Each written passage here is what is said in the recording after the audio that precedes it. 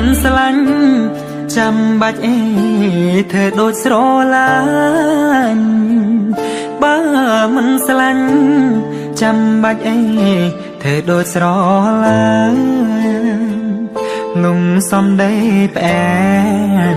រួចហើយក៏ខកចិត្តខ្លាំងភ្នែកបងស្រវាំងទឹកភ្នែកក៏ចាប់ផ្ដើមហូរបើមិនស្រឡាញ់ចាំបាច់អីផ្ដោក្ដីសងខឹមបើមិនស្រឡាញ់ចាំបាច់អីផ្ដោក្ដីសងខឹមនាងធ្លាប់ប្រាប់ថានាងស្នេហ៍មានតែបងមួយណា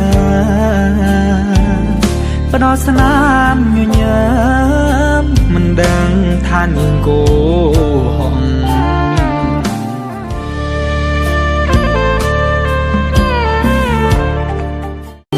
បើមិនស្រឡាញ់ចាំបាច់អីធ្វើដូចស្រឡាញ់បើមិនស្រឡាញ់ចាំបាច់អីធ្វើដូចស្រឡាញ់លំសំដីផ្អែមរួចហើយក៏ខកចិត្តខ្លាំងភ្នែកបងស្រវាំងទឹកភ្នែកក៏ចាប់ផ្ដើ